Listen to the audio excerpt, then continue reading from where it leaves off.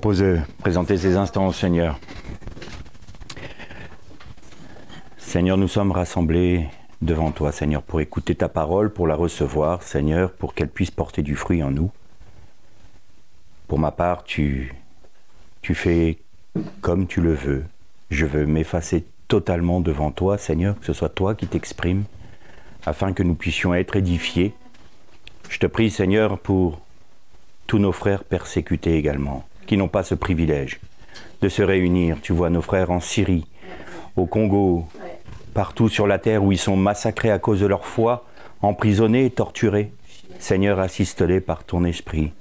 Et merci pour de tels exemples de fidélité par ta grâce. Et Seigneur, nous te prions pour Israël, pour que tu protèges ton peuple. Te prions pour la paix de Jérusalem. Seigneur, si j'oublie Jérusalem, que ma droite se dessèche. Père céleste, reçois cette intercession au nom de Jésus-Christ. Amen. Je vous invite à ouvrir vos Bibles. On va lire 2-3 passages. Le premier dans le livre de l'Exode au chapitre 24. Et on lira à partir du verset 12. Le Seigneur dit à Moïse, « Monte vers moi dans la montagne et reste là. Je te donnerai des tablettes de pierre, la loi et les commandements que j'ai écrits pour les instruire. » Moïse et Josué, son auxiliaire, montèrent dans la montagne de Dieu. Il dit aux anciens, « Attendez-nous ici jusqu'à ce que nous revenions auprès de vous. Aaron et Our sont avec vous. Si quelqu'un a une affaire à régler, qu'il s'adresse à eux. » Moïse monta dans la montagne et la nuée couvrit la montagne. La gloire du Seigneur demeura sur le mont Sinaï et la nuée le couvrit pendant 6 jours. On fera une autre lecture, toujours dans le livre de l'Exode, au chapitre 19, et on lira à partir du verset 10. Le Seigneur dit à Moïse, « Va vers le peuple, consacre-le aujourd'hui et demain, qu'ils lavent leurs vêtements, qu'ils soient prêts pour le 3e jour, car le 3e jour, le Seigneur descendra sous les yeux de ton peuple. Sur le mont Sinaï, tu fixeras au peuple les limites tout autour en disant « Gardez-vous de monter dans la montagne et d'en toucher le bord. Quiconque touchera la montagne sera mis à mort. Celui-là, on ne portera pas la main sur lui, mais on le lapidera, ou bien on le scriblera de flèches. Que ce soit une bête ou un homme, il ne restera pas en vie, car la corne de bélier retentira, c'est-à-dire le chauffard. Ceux-ci monteront dans la montagne. » Moïse descendit de la montagne vers le peuple. Il consacra le peuple et ils lavèrent leurs vêtements. Il dit au peuple, « Soyez prêts dans 3 jours, ne vous approchez pas d'une femme. » Le 3e jour, au matin, il y eut des coups de tonnerre, des éclairs et une épaisse nuée sur la montagne, avec un fort son de chauffard. Tout le peuple qui était dans le camp se mit à trembler. On fera pour l'instant une dernière lecture dans le livre des Actes.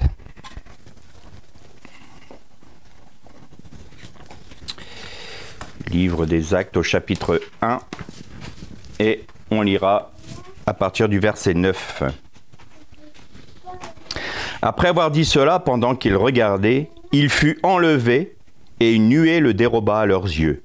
Et comme il fixait le ciel pendant qu'il s'en allait, 2 hommes en habits blancs se présentèrent à eux et dirent, « Hommes de Galilée, pourquoi restez-vous là à scruter le ciel? Ce Jésus qui a été enlevé au milieu de vous reviendra de la même manière que vous l'avez vu aller au ciel. » On arrêtera là pour l'instant nos lectures. La nuée, dans la Bible, est toujours synonyme de gloire de Dieu. Mais il m'a paru bon de méditer sur ce point pour qu'on aille dans une certaine profondeur de ce que concerne la nuée. La nuée, on la rencontre dans plusieurs endroits, notamment avec Noé, où il y a l'Éternel qui fait une alliance avec Noé et qui dit, voilà, mon arc paraîtra dans la nuée. On voit bien que la gloire de Dieu se manifeste toujours à travers la nuée. Alors, il est bon de déterminer ce qu'est la gloire de Dieu, il est bon de déterminer ce qu'est la nuée, et il est bon de déterminer à quel moment nous pouvons être au contact de cette nuée. Bien entendu, il est impossible d'entrer dans la présence de Dieu, d'être au contact de la gloire de Dieu, si nous ne sommes pas rentrés dans la famille de Dieu. C'est un préalable. Il est bien évident que si nous n'avons pas accepté le sacrifice de Jésus pour le pardon de nos péchés, nous ne pouvons pas avoir accès à la gloire de Dieu. Nous ne pouvons pas avoir accès à la vie du Christ. Nous ne pouvons pas avoir accès à la véritable vie. Alors évidemment, je pense que beaucoup ont fait cette expérience au moment où le Seigneur touchait leur cœur pour les interpeller, pour leur demander de venir à lui. Beaucoup se sont dit « Ah oui, mais moi je vais tout perdre. Moi je vais perdre ce que j'aime, je vais plus avoir le droit de faire ce que j'ai envie, et je vais pas pouvoir, vivre librement, je serai obligé de suivre des commandements que j'ai pas envie de suivre en fait. » Et on réalise que c'est l'ennemi qui nous disait ces choses-là, parce qu'il nous fait croire que nous sommes libres alors que nous sommes asservis. Nous sommes totalement asservis par nos passions, asservis par notre colère, asservis par toutes sortes de pensées, asservis par même les hommes sous l'autorité duquel nous sommes soumis. On peut dire ce qu'on veut, on peut dire oh, « je ne serai pas libre si je suis avec le Seigneur », vous êtes bien obligé d'aller travailler, vous êtes bien obligé d'aller gagner votre vie, vous êtes bien obligé d'obéir à des ordres, vous êtes bien obligé de respecter ce que le pays dans lequel vous êtes vous demande, les lois qu'il vous demande de respecter. Vous n'avez pas de choix. Et Satan va venir vers vous pour dire « mais reste libre ». Le plus gros mensonge que l'ennemi nous dit, c'est que si nous nous rebellons contre Dieu, nous serons libres. Alors que c'est lui qui nous a servis. Mais j'ai constaté une chose. Quand on est chrétien, quand on veut aller plus loin avec Dieu, quand on veut aller dans l'intimité avec Dieu, nous sommes confrontés exactement au même mensonge. Si jamais tu veux aller plus loin avec Dieu, ah là là, il va t'en arriver des bricoles. Tu vas souffrir. Tu vas plus être maître de toi. Ah, t'imagines un peu, mais ça c'est extrémiste. Ça c'est totalitaire. C'est pas ça être chrétien. Être chrétien, c'est Jésus est mort pour toi, pour que tu puisses faire ce que tu veux et qu'avec ça, tu vas accomplir tout ce que tu as envie. C'est ça la vraie vie chrétienne, non? Mais ce ne sont pas nos passions qui nous asservissent. Ce n'est pas notre propre péché qui nous a servi. Quand nous ne sommes pas capables de résister à une tentation, c'est que nous ne sommes pas libres. Je répète, quand nous ne sommes pas capables de résister à une tentation, c'est que nous ne sommes pas libres. Donc, quand Satan nous susurre à l'oreille « tu vas tout perdre et puis tu ne seras pas libre », c'est un mensonge. Je pense qu'il était bon de déjà déterminer ce préalable avant d'aller plus loin. Donc évidemment, le Seigneur est venu pour donner sa vie, pour que nous puissions, nous, être réconciliés avec celui qui est l'objet de notre liberté, de notre délivrance, le Père Céleste. Je donne souvent cet exemple. J'avais un petit chien quand j'étais plus jeune et on habitait devant une route très passante. Et mon père avait clôturé tout le petit jardin qu'on avait. Et un jour, ce petit chien a réussi à se sauver parce que le portail était mal fermé. Ça n'a pas manqué, une voiture est passée, il a tapé. Et je me rappelle qu'il est venu, il a pu courir jusqu'à moi, il est mort dans mes bras. Alors ce petit chien devait se dire « ouais, mais moi je ne suis pas libre. On m'a enfermé. Je ne peux pas courir où je veux. Je ne suis pas libre. » Et Dieu a donné des commandements à l'homme, justement pour le garder, entre guillemets, de la voiture qui risque de le heurter, du péché. Mais nous, on veut toujours plus de liberté, hein. On ne veut pas rester dans le cadre que Dieu nous a défini. Vous avez noté que l'homme était dans le jardin d'Éden, c'est-à-dire que Dieu planta un jardin en Éden.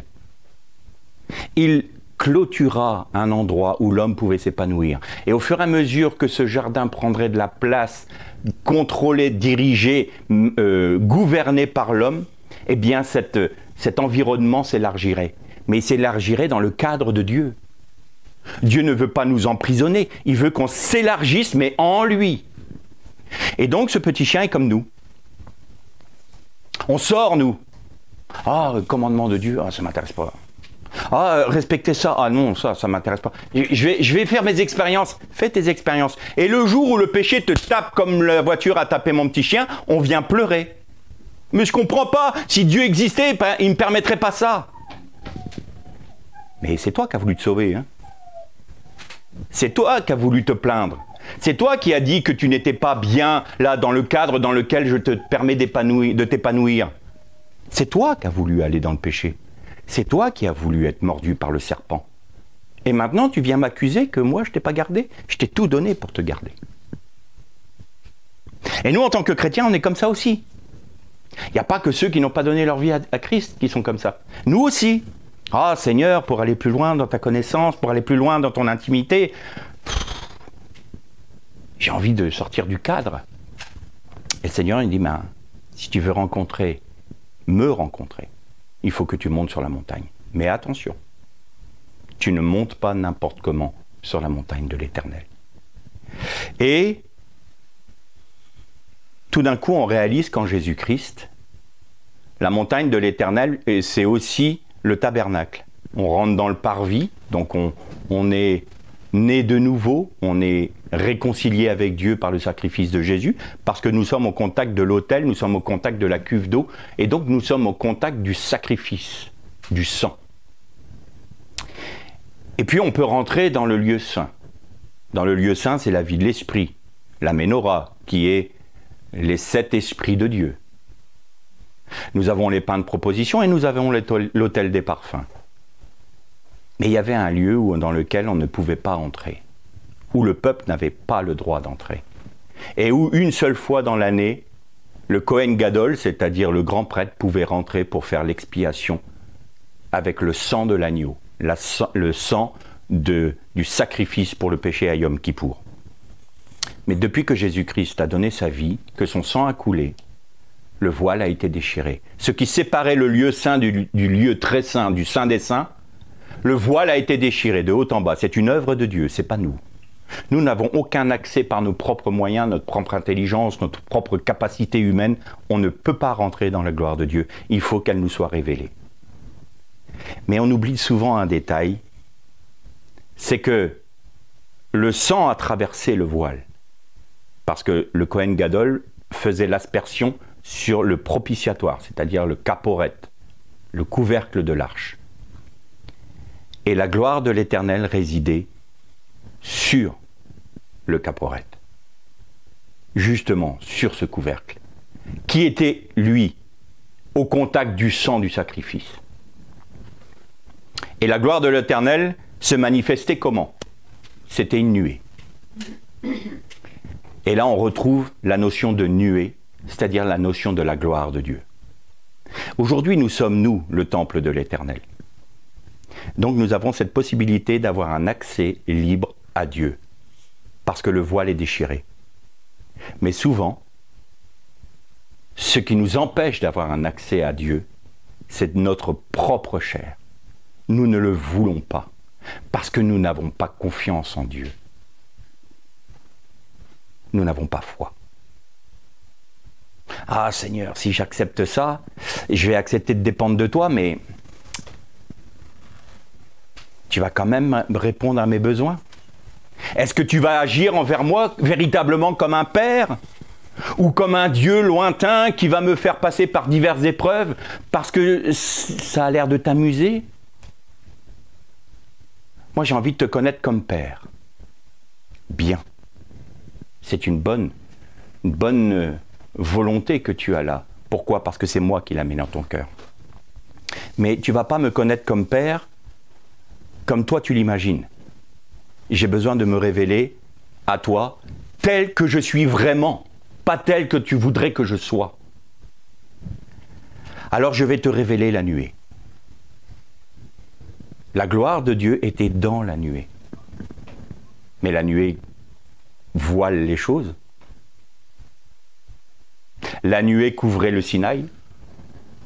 La nuée couvrait le Caporet, mais on ne voyait pas parce que toute la pièce était remplie de nuées. À tel point que quand la gloire de l'Éternel est descendue lors de la dédicace du roi Salomon du premier temple, les prêtres ont dû sortir parce qu'ils ne voyaient plus. Tellement la gloire de l'Éternel reposait sur la maison. Mais alors Seigneur, tu as déchiré un voile pour révéler ta gloire qui est elle-même cachée. Alors je me pose la question, Seigneur, est-il possible d'entrer dans la nuée? Ah! Est-il possible d'entrer dans la nuée? Qu'est-ce que la gloire de l'Éternel d'abord? Ce Jésus que vous avez vu monter a été caché par la nuée. Et il reviendra sur la nuée. Mon arc viendra dans la nuée. Ah, vous voyez où je veux en venir là. Ça commence normalement. Yeshua est la gloire de Dieu. Parce que l'arc que l'on voit dans les cieux, l'arc-en-ciel, le keshet en hébreu, il y a 7 couleurs dans un arc-en-ciel. Les 7 esprits de Dieu. Et pourquoi il y a 7 esprits de Dieu qui reposent sur le Messie? C'est le prophète qui disait esprit de puissance, esprit de grâce, esprit d'adoption, esprit de gloire, voilà, de force. Ça, comment? Voilà, conseil, sagesse. Tout cela est rassemblé en Christ. Et pourquoi l'arc-en-ciel qui est la marque d'alliance avec toute l'humanité? Pas qu'avec Israël, là. Avec toute l'humanité. Et ça serait l'objet d'une autre étude, mais il y a une relation entre le Keshet, c'est-à-dire l'arc-en-ciel, et la Brit Mila, c'est-à-dire la circoncision. Mais là, bon, il faut rentrer dans la gématria, puis autrement, on mangera ce soir. Donc on va, on va rester sur notre thème. Et c'est la puissance de la gloire divine est telle qu'elle est obligée d'être, comment dire, diffraquée, la diffraction de la lumière. On ne peut pas la recevoir telle qu'elle, autrement on mourrait. Notre frère nous disait tout à l'heure que la gloire de l'Éternel s'est révélée à Élie, non pas dans les tremblements de terre, non pas dans le feu, non pas dans les éclairs, mais dans le, littéralement en hébreu, silence doux et subtil.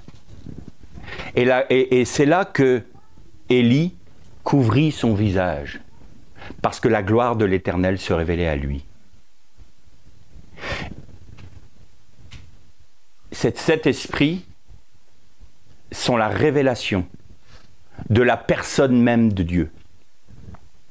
Et comment ces 7 esprits nous sont révélés? Par le Fils, par Jésus. Philippe qui demande à Jésus de lui révéler le Père, ça lui suffit. Ça, c'était notre méditation de la semaine dernière, on l'a abordé un peu. Et Jésus lui dit, mais ça fait si longtemps que je suis avec vous et tu ne m'as pas connu. Tu n'as pas reconnu que le Père se révèle en moi parce que je suis dans le Père et le Père est en moi. Mais la question de Philippe était très intéressante. Le Père nous suffit. Oui, le Père est pleinement suffisant. Pas ce que tu imagines, pas les petites joies que tu vas grappiller sur cette terre. C'est Dieu qui devrait te suffire. Pas l'œuvre, pas ton service, pas les bénédictions qu'il te donne. Lui, en tant que personne, nous, souvent, en étant chrétiens, parce qu'il ne faut pas se leurrer, faut être honnête aussi, on aime Jésus parce qu'il nous donne. Bien souvent. Allez, je suis comme vous. Donc je peux me permettre de le dire. On aime Jésus parce qu'il va nous donner sa grâce. On aime Jésus parce qu'il va nous donner la paix dans l'épreuve. On aime Jésus parce qu'il va nous donner de quoi subvenir à nos besoins. On aime Jésus parce qu'il nous console. On aime Jésus parce qu'il nous fait du bien. Mais est-ce qu'on aime Jésus pour ce qu'il est? Pour sa personne? C'est une bonne question. Et si jamais on veut rentrer dans cette dimension-là, alors le Seigneur va nous dire, viens. Viens dans la nuée. Viens dans la nuée. Puisque tu veux me connaître tel que je suis et que tu ne veux pas me connaître simplement parce que je te donne quelque chose. Si tu veux m'aimer pour qui je suis et non pas pour ce que je te donne, alors viens dans la nuée. C'est celui qui m'obéit, exactement, l'obéissance. Maintenant, je t'invite à venir dans la nuée, mais attention, tu ne viens pas n'importe comment. On a lu tout à l'heure dans le livre de l'Exode que le peuple ne pouvait même pas toucher le bord de la montagne. La nuée était sur le sommet de la montagne. Mais ils ne pouvaient même pas toucher le bord. Sans quoi, ils étaient mis à mort. Et pour les mettre à mort, il ne fallait même pas les toucher parce qu'ils étaient impurs et souillés. Et là, le Seigneur nous dit, voilà la condition. Si jamais tu veux monter sur la montagne, tu vas mourir. Si tu veux venir à moi, tu dois mourir. Tu dois te charger de ta croix, tu dois mourir à toi-même. C'est fini tes propres envies, même tes propres droits, tes prérogatives, tout cela, tu les laisses en bas. Et c'est typifié par quoi? C'est typifié par « ôte les sandales de tes pieds ». Car la terre sur laquelle tu te tiens est une terre sainte. C'est-à-dire que tout ce qui est de l'homme, tout ce qui faisait que tu marchais où tu voulais par tes propres envies, tes propres conceptions, c'est terminé. Tu laisses ça. Et maintenant, puisque tu es mis à nu devant moi, puisque tu acceptes d'être mort à toi-même, puisque tu acceptes de tout délaisser, alors viens dans la nuée. Et dans la nuée, quand nous rentrons dans cette dimension d'obéissance, comme le disait notre frère, d'abandon total de notre vie entre les mains de Dieu, alors nous sommes mis au contact avec l'esprit même de Dieu, c'est-à-dire la personne de Dieu, le Père. Et là, le Seigneur se révèle de deux manières. Il se révèle dans son amour. Parce que, croyez-moi mes frères, quand on rentre, quand on accepte ce chemin-là, la croix prend de plus en plus de place. Je dirais que la température augmente. Température de la fournaise dans nos vies. Le creuset, la température augmente. Et si jamais nous n'avons pas la conviction que Dieu nous aime, nous pouvons être écrasés par la croix. D'abord, le Seigneur va se révéler comme étant amour dans la nuée. Et il va se révéler comme un Dieu saint, 3 fois saint. Déjà, il révèle cette dimension de sa sainteté en nous disant « ôte les sandales de tes pieds ». Tu ne viens pas n'importe comment dans ma présence. Tu ne viens pas n'importe comment. Tu es au contact du Dieu, 3 fois saint, créateur de toutes choses. Tu ne peux pas venir avec tes idées, tes pensées, j'en prends de la religion, j'en laisse, je fais ma petite popote à moi, et puis c'est très bien comme ça, le Seigneur n'a qu'à se satisfaire de ça. Non, tout ça c'est fini. Maintenant c'est moi qui vais me révéler à toi, et je n'accepte rien qui vient de l'homme. Rien. Mais je t'aime. Et tu vas comprendre que cette discipline, cette en apparence dureté, qui est du fait de ma sainteté, eh bien c'est un acte d'amour que je fais pour toi. Parce que si tu rentres dans la nuée, je te rends participant à ma gloire. Et ce que tu penses être dur, difficile, presque inacceptable, n'est en fait qu'une marque d'amour de ton Dieu pour toi. Parce que c'est comme ça qu'il t'attire, dans sa propre gloire, dans la nuée. Parce que dans la nuée, il se passe une chose extrêmement merveilleuse. Nous comprenons ce qu'est la réalité du tabernacle, c'est-à-dire en hébreu le moed. Et le moed vient d'une racine d'un mot hébraïque qui veut dire l'union entre l'homme et la femme. C'est-à-dire que vous vous unissez à Dieu comme l'homme s'unit à son épouse. Vous ne faites plus qu'un avec lui. Et vous remarquez que quand Moïse, est redescendu de la montagne, son visage brillait. Il brillait de quoi, le visage de Jésus? De la gloire. Et donc on a dit tout à l'heure que Yeshua, Jésus, était la gloire de Dieu, manifestée aux hommes. C'est lui l'expression du Keshet, c'est-à-dire de l'arc-en-ciel. C'est lui qui a été caché dans la nuée. C'est lui qui va revenir sur la nuée. C'est lui qui révèle la gloire de Dieu. Il est la gloire de Dieu. Mais quand est-ce que pour la première fois, le Messie s'est révélé dans la création? Au commencement. Quand Dieu dit que soit lumière et lumière est. Ior vai or. Que soit lumière et la lumière est. C'est la lumière du Messie. Je suis la lumière du monde. Et donc, quand nous descendons de la montagne pour aller vers nos frères, pour aller vers les hommes, nous reflétons notre céleste époux parce que nous sommes unis à lui en esprit. Malheureusement, il s'est passé un drame. Et souvent dans nos vies, nous avons un drame. Quand Moïse est redescendu, il est redescendu justement avec les 2 tables de la loi, la Torah du Messie.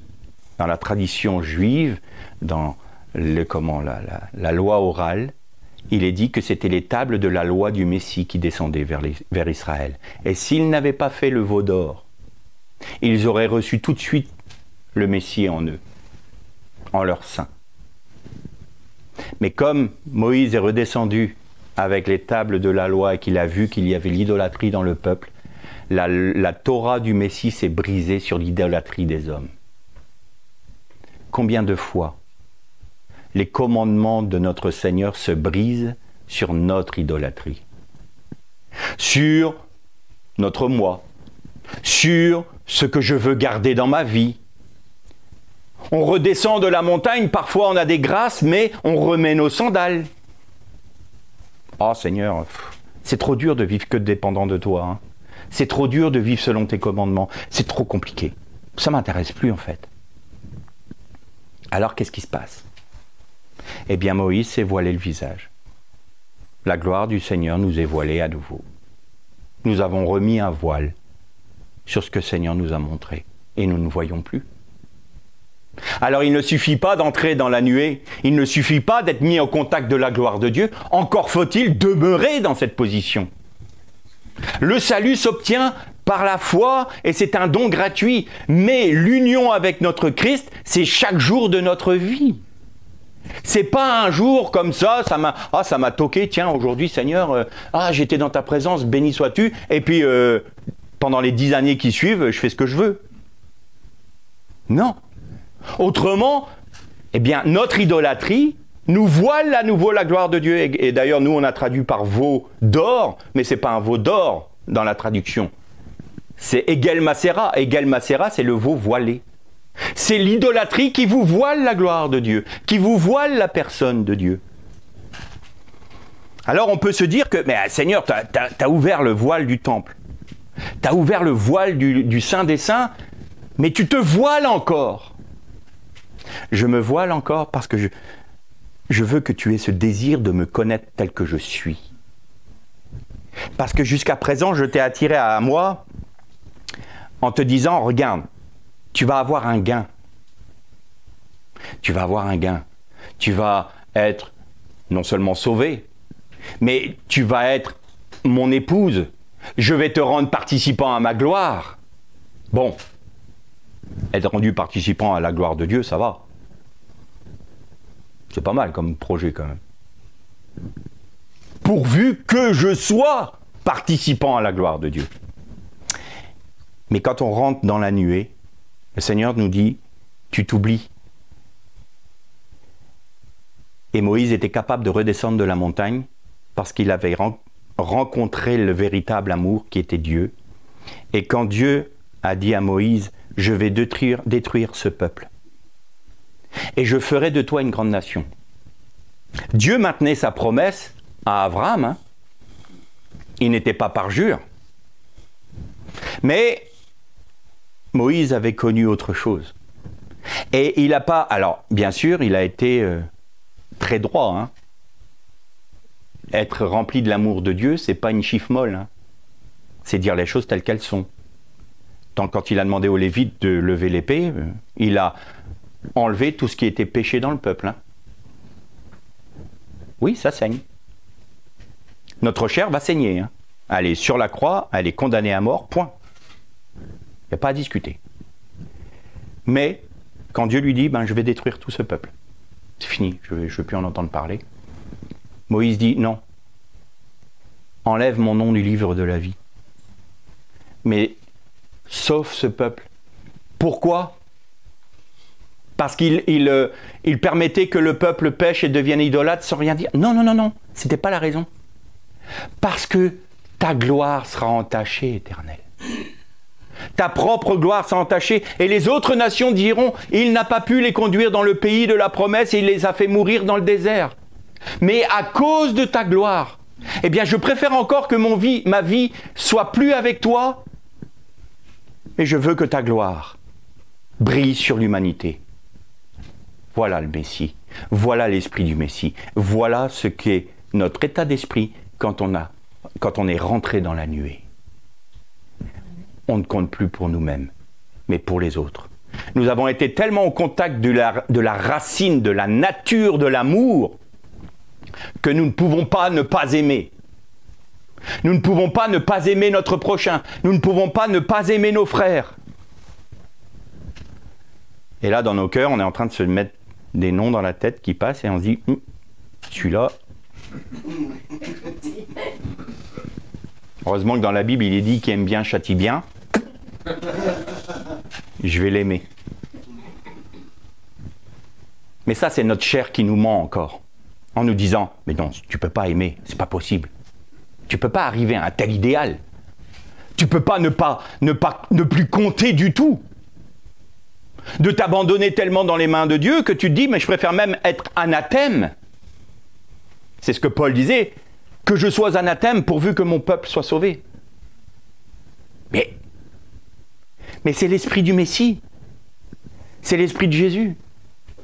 C'est cet esprit-là, c'est cette révélation de l'amour du Père qui nous a donné. Et nous sommes animés du même esprit.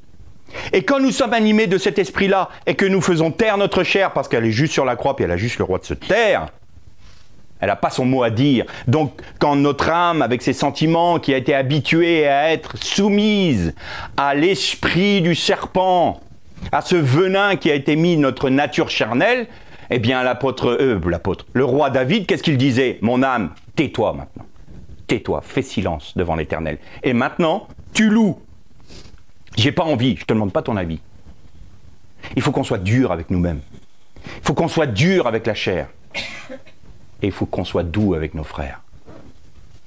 Alors, à partir du moment où nous réalisons ça, nous réalisons que nous reflétons Christ. Et parfois, nous n'allons même pas parler. Nous allons juste vivre.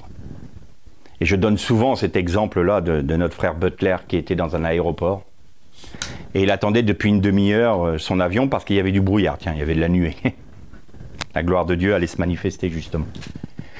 Et puis dans l'aéroport, tous les passagers étaient là dans le terminal. Et puis d'un coup, il y a un jeune homme qui s'approche de lui et qui lui dit « Mais monsieur, ça fait une demi-heure que je vous observe. Vous avez quelque chose que je n'ai pas, c'est quoi ?» Et là, le frère Butler, qui était quand même sensible à l'esprit, il a très vite compris. Il dit, ce que j'ai que vous n'avez pas, probablement, c'est Jésus-Christ. Il dit, il me semblait bien, parce que vous n'êtes pas comme les autres. Il y a quelque chose qui émane de vous qui n'est pas comme les autres. Peut-être que le frère Butler était en train de lire un livre, il était peut-être occupé à regarder à quelle heure son avion allait pouvoir décoller. Il vivait, quoi, normalement. Il n'était pas en train de faire une grande prédication, hein.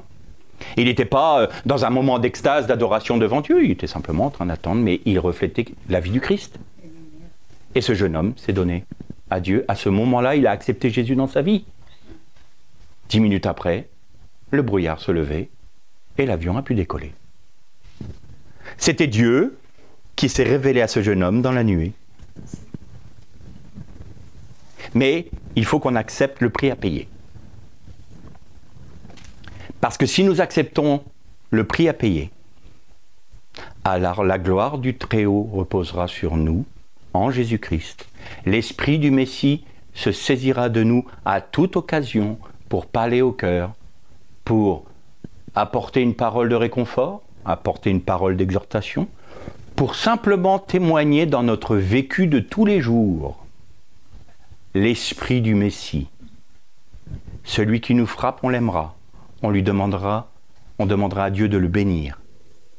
On ne vivra plus les épreuves qui nous atteignent comme étant des fatalités et qui nous donnent la peur du lendemain. Parfois, nous vivons des épreuves qui nous donnent de la crainte. Ah, mais ça m'est arrivé, ça. Mais ça va recommencer. Il y a un risque, hein. J'ai peur, en fait. Et vous savez quoi? C'est encore l'ennemi qui vous ment en vous disant « Oh, ben, t'as vécu ça, ça va recommencer. » Arrête de vivre.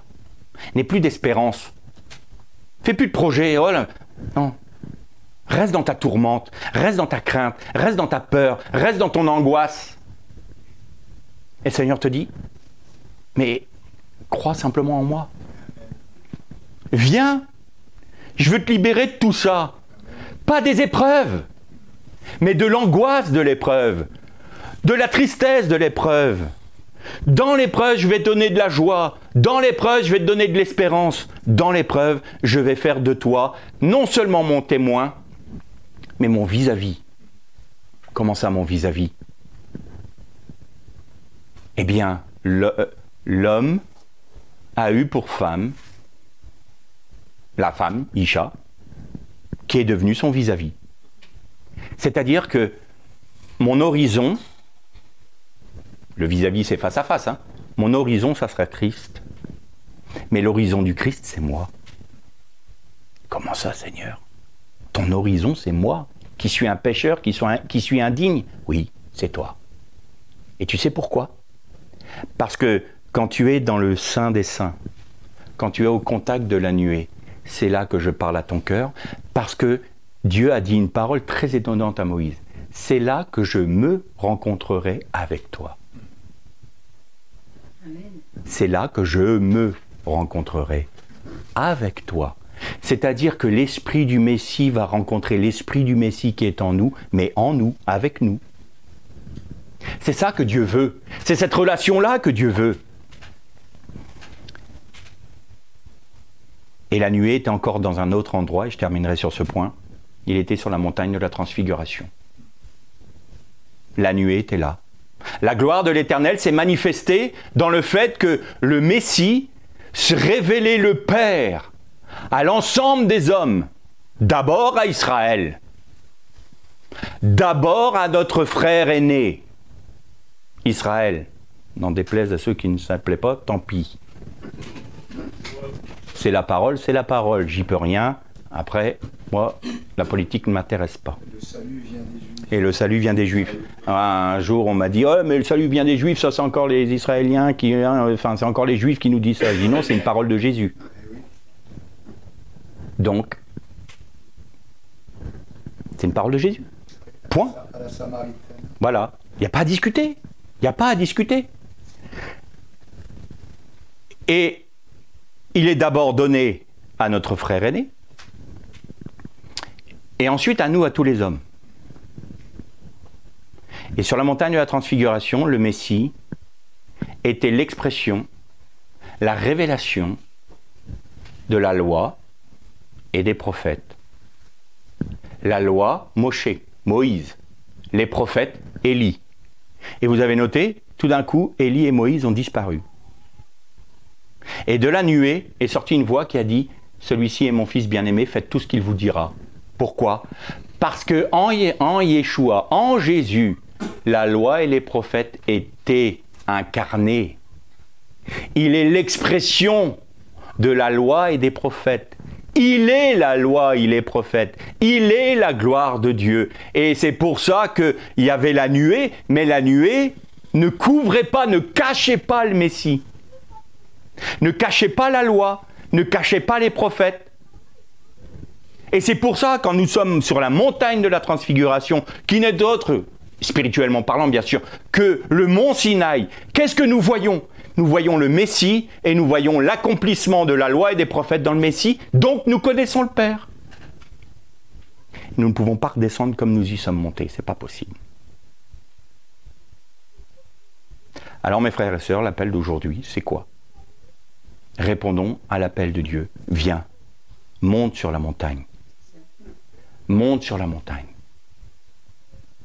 Et pour terminer, on va lire un dernier texte dans le 2e livre des Chroniques, au chapitre 7, et on va lire le verset 14.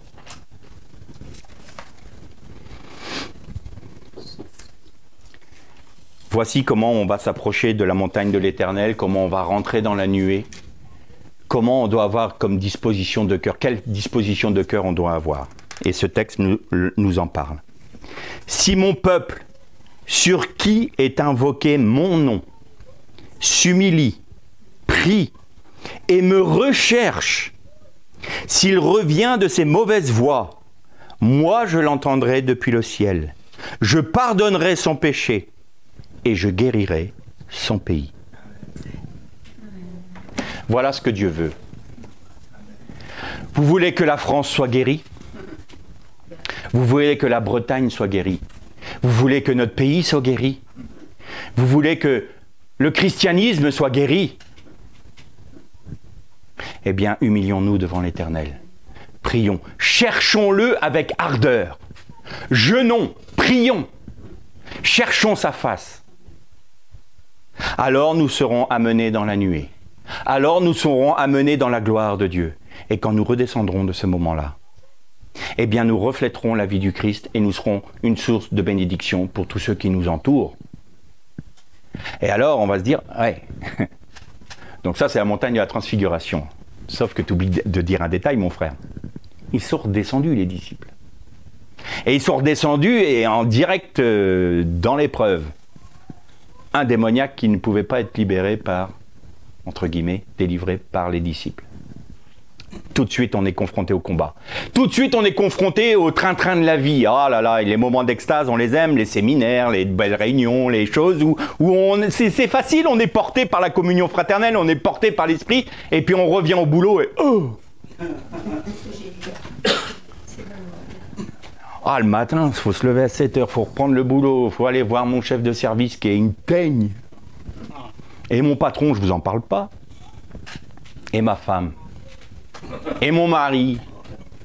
Et tous les jours, c'est la même rengaine. Ah, comment est-ce qu'on peut refléter la gloire de Dieu à ce moment-là? Parce que notre esprit n'est pas limité. Notre esprit est autant en nous qu'il est à la droite du Père en Christ. Ça sera le sujet du séminaire d'octobre, de début novembre. Donc je ne vais pas tout déflorer aujourd'hui. Mais nous sommes, même dans les trains-trains de la vie, même dans les difficultés de nos vies, même dans les moments où on n'a pas envie, parce que notre chair, elle est comme ça, eh bien notre esprit, lui, est toujours au contact de Dieu. Et si nous laissons l'esprit agir, si nous séparons ce qui est de l'âme de l'esprit et que nous laissons l'esprit prendre autorité sur notre âme, alors notre âme reflètera ce qui est de l'esprit, c'est-à-dire ce qui est de Dieu. Et c'est comme ça qu'on manifeste la gloire de Dieu auprès de nous et auprès de ceux qui nous entourent. L'Erlé Shalom.